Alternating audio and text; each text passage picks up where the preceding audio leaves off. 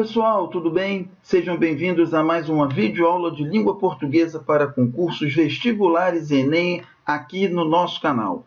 Videoaula de hoje vamos cuidar da resolução de questões da banca ESAF, Escola Superior de Administração Fazendária, uma banca que costuma fazer concursos muito específicos para certas autarquias do governo federal, municipal, estadual, Brasil afora.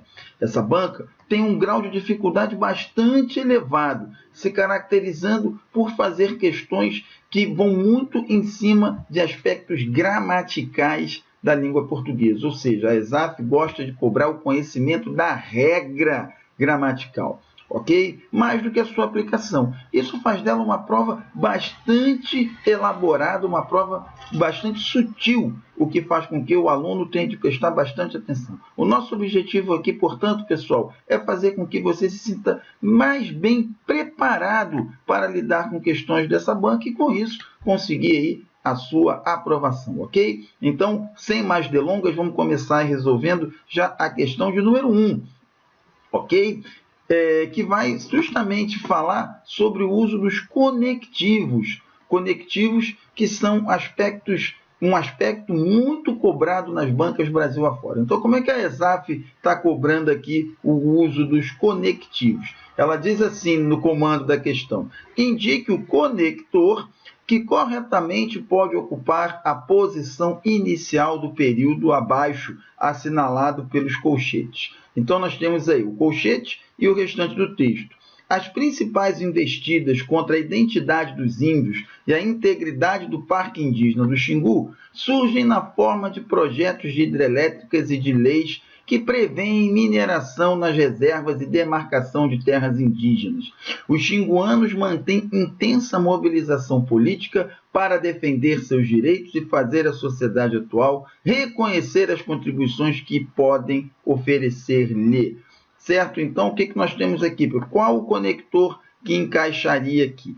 O uso do conector, ele tem que levar em conta a semântica da frase, ou seja, tem que entrar o conectivo aqui que mantenha as relações de sentido estabelecidas pelos períodos dentro do parágrafo, certo? Então, temos que observar, em primeiro lugar, qual é essa relação de sentido. Mas há um macetinho que pode ser usado aqui. Repare que a lacuna a ser preenchida é no início do texto, é abrindo, é o que nós chamamos de rosto da oração, né? É a cabeça da oração. Então, quais dessas conjunções aqui poderiam figurar nessa primeira posição? Ok? Mantendo o sentido do texto. Repare que aqui há um claro sentido também causal, certo?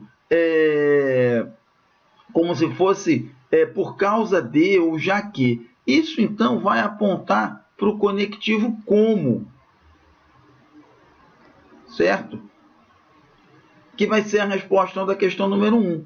Então, ficaria: como as principais investidas contra a identidade dos índios e a integridade do Parque Indígena do Xingu surgem na forma de projetos de hidrelétricas e de leis que prevêem a mineração nas reservas e demarcação de terras indígenas, os xinguanos mantêm intensa mobilização política para defender seus direitos. Ou seja, qual é a causa dos xinguanos agirem desse jeito aqui, como eu grifei? A causa está sendo especificada no primeiro parágrafo aqui, na primeira oração, perdão.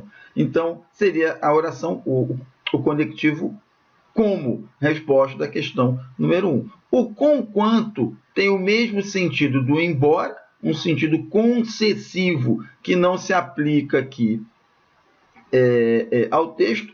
O porquanto teria um sentido explicativo, ok? Que também não entraria aqui.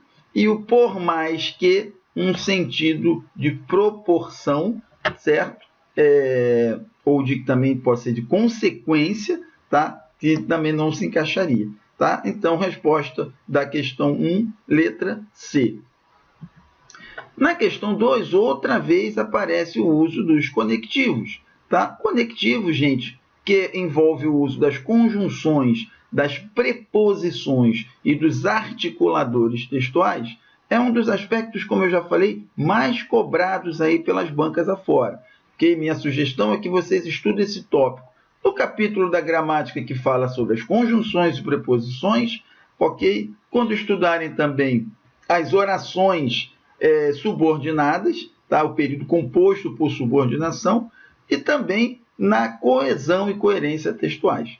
Ok? Via de regra, o que é que se cobra com o uso dos conectivos? O seu uso correto e também a relação de sentido que ele estabelece, e isso é o caso aqui na questão número 2. A conjunção já que tem um sentido de quê? Qual é a relação semântica que ela estabelece? O já que está no mesmo grupo do como, né, do porquê, certo? Ou seja, eles têm lá um claro sentido causal, indicam causa, já que, o porquê, certo? O como no início da sentença, como a gente viu na questão anterior, todas essas dão um claro sentido causal, ok? Que vai ser a resposta, então, aí da questão de número 2. Já na questão 3, temos a frase sublinhada em apesar de também sabermos que o avião é a forma mais segura de viagem, não é tão fácil lembrar disso em meio a uma turbulência. Essa frase mantém tanto o seu sentido original quanto a sua correção gramatical em qual alternativa?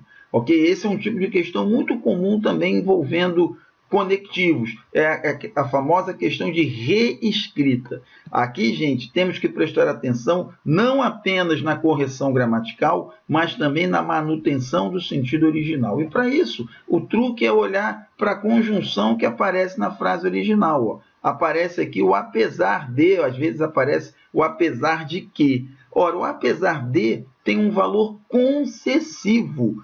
E quais dessas aqui também tem um valor concessivo? Ok? Nós vamos ter aqui justamente a conjunção embora.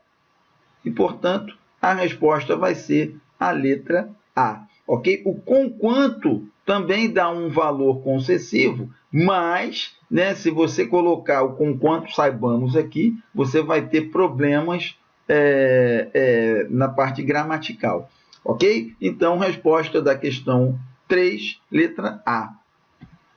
Na questão 4, temos os verbos perder e ter no período. Em outras palavras, presume-se que algo estável, o mundo das finanças, a política, a moral, a existência humana, o livro, perde essa condição ou tem esta condição colocada em xeque. Tem como sujeito. Ou seja, gente, aqui é uma questão muito simples, tá? É para você identificar o sujeito da oração, tá? O truque aqui foi, primeiro, colocar um período bastante grande, certo? Segundo truque, afastar o sujeito do seu verbo, ou seja, colocou muitas palavras aí entre o sujeito e o verbo, ok? Entre o núcleo do sujeito e o verbo. E a terceira pegadinha foi, nas opções aqui, ó, confundir o aluno aí com o núcleo e o sujeito inteiro. É preciso sempre ter em mente que o sujeito é uma função sintática. Ele pode ser ocupado por uma única palavrinha ou por todo um enorme conjunto de palavras. E o que a questão fez aqui? A questão, ela procurou trabalhar com isso para confundir o aluno. Como é que se encontra o sujeito de uma oração? Encontra-se o verbo em primeiro lugar e faz-se a pergunta o que ou quem antes desse verbo. Então, pode ser quem também. Então, o que perde esta condição ou tem esta condição colocada em xeque? Ok? O que perde essa condição? O que perde essa condição vai ser justamente algo estável, né? O mundo das finanças, tudo isso aqui, ó.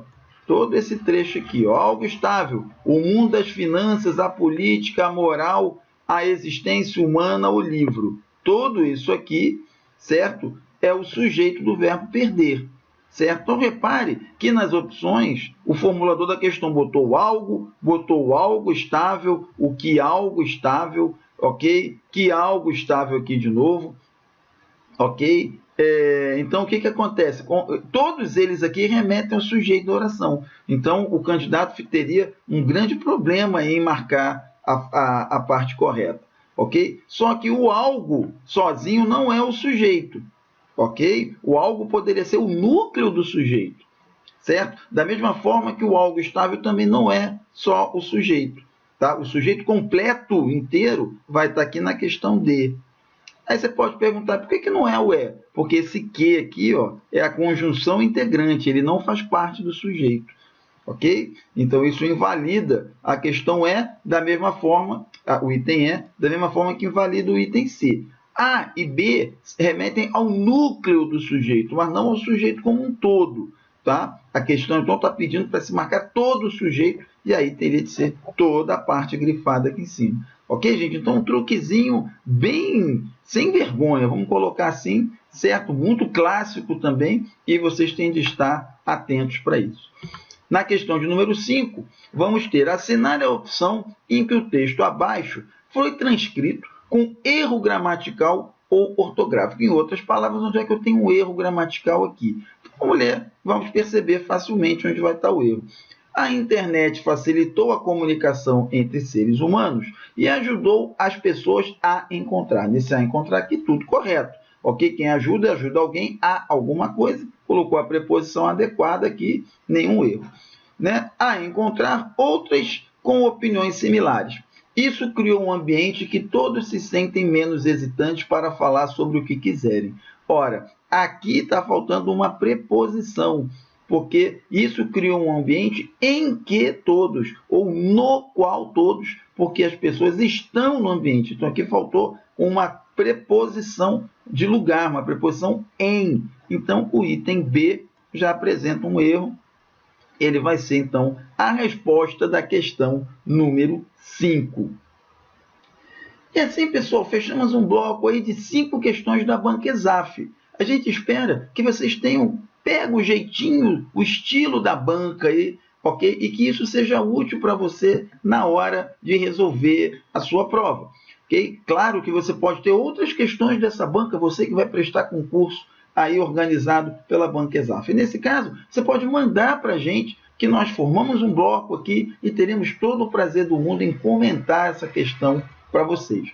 Ok? O que a gente quer é que essa aula seja útil para você. E caso ela tenha sido, você pode curtir, comentar, compartilhar com os seus amigos. Pode também deixar o seu apoio no site Apoia-se, para que nós possamos manter o nosso projeto de levar material de estudo gratuito, acessível e de qualidade. Ok? Eu espero vocês na próxima aula, pessoal. Um abração e até lá.